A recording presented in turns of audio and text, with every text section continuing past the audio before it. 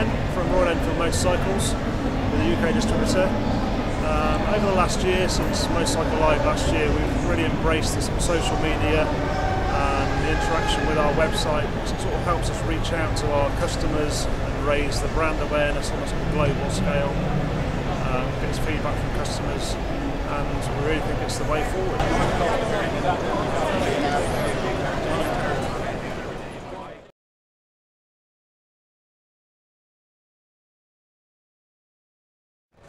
Why social media has become so important for Eagle Rider over the course of the last year or two really is an excellent tool for us to communicate with our customers without having to reach out through traditional forms of communication such as email, phone calls.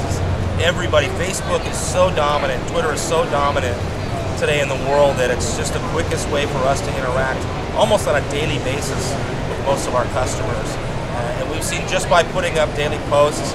About 6 months ago, we hired a social media company out of Los Angeles called W Promote, and our number of fans on Facebook has literally doubled in a 4-month period.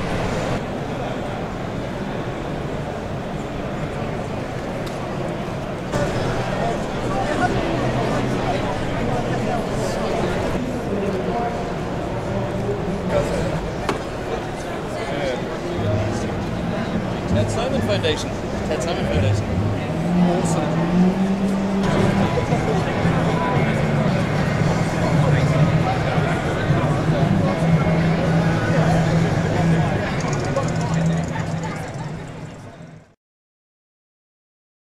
So at Adventure Spec, we've been using social media for quite a long time because we're predominantly an online-based business. I'm not sure we use it particularly well, but we have been trying. So we have a website, which is our main sort of outward-facing part of our business, and integrated to that we have a blog, and through our blog we connect to YouTube where we regularly post videos, and we have a Facebook account. We do use LinkedIn on a personal level, but we don't connect that to our website.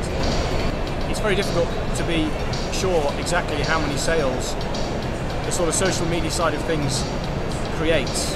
But I think we definitely know it's something that's a force for the good. We're going to continue doing it, and although we may never be able to measure the actual output of it, yeah, I think we're in a world where it's here to stay, so we'll be sticking with it.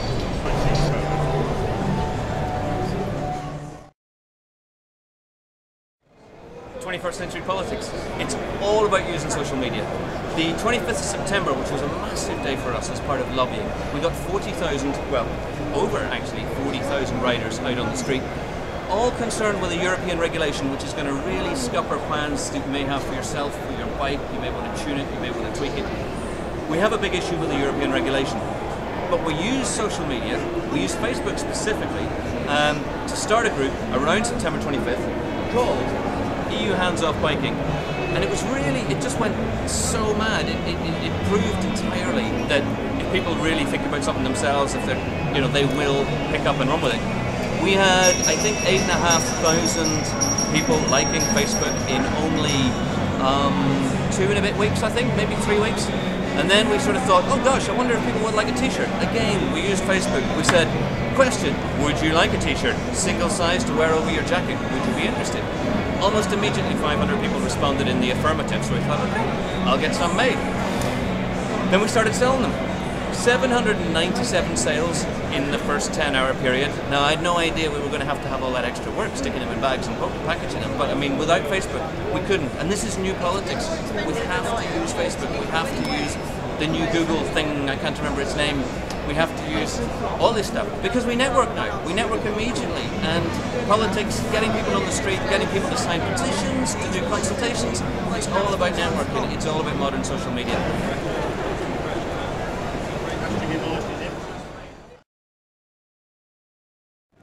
Hi, my name's Julia Sanders, I'm from Globebusters. We set up our Facebook site about 18 months ago now. I have to say we were a bit sceptical about it all. Kevin didn't believe in having friends on Facebook. We've now got quite a big fan club, and it's actually worked much better for us than we'd ever expected. It's a great way to get pictures and video out to people about the trips that we do. We do exciting stuff. It's nice that people can be involved in that. By things like Facebook and YouTube.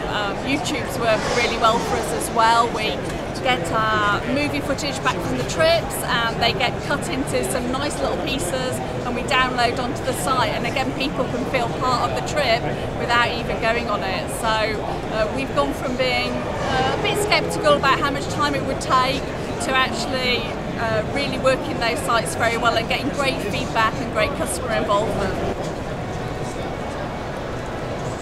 We've just launched Facebook, Twitter, Flickr and YouTube today, first day of Motorcycle Live, and the reason for doing it, increased customer engagement. I think with motorcycles it's very much about community aspect. It's about sharing a passion, desires, and where we want to ride, what do we do. I think for other industries such as cars, it's very much a pre-purchase. You use the social media platforms to help influence your decision making.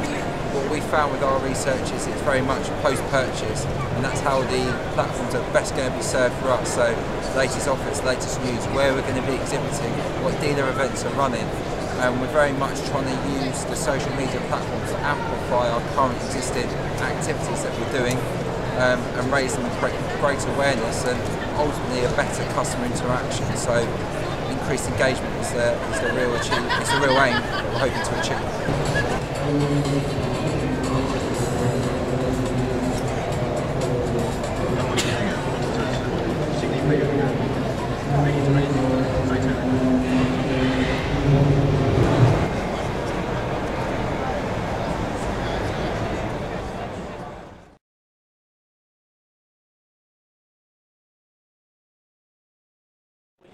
Social media with Husqvarna to effectively get us closer to our customer base. With a niche product with like Husky, we don't always get the mainstream media coverage, but with the use of Twitter and Facebook we can talk directly with customers and give them a better understanding of our products.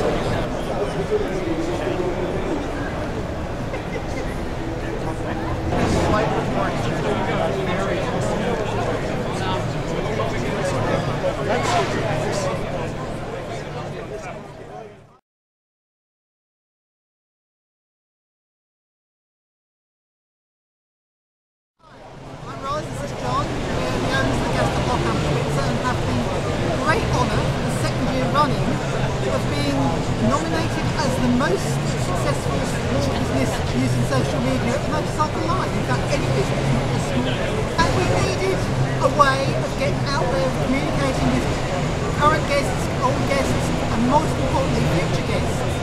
And social media works for us. It works for us because it makes people feel that they know us.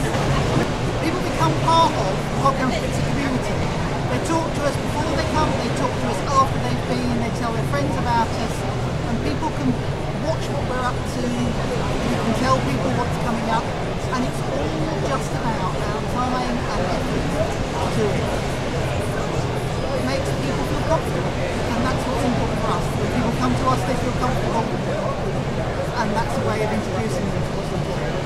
It works, that's all I can say.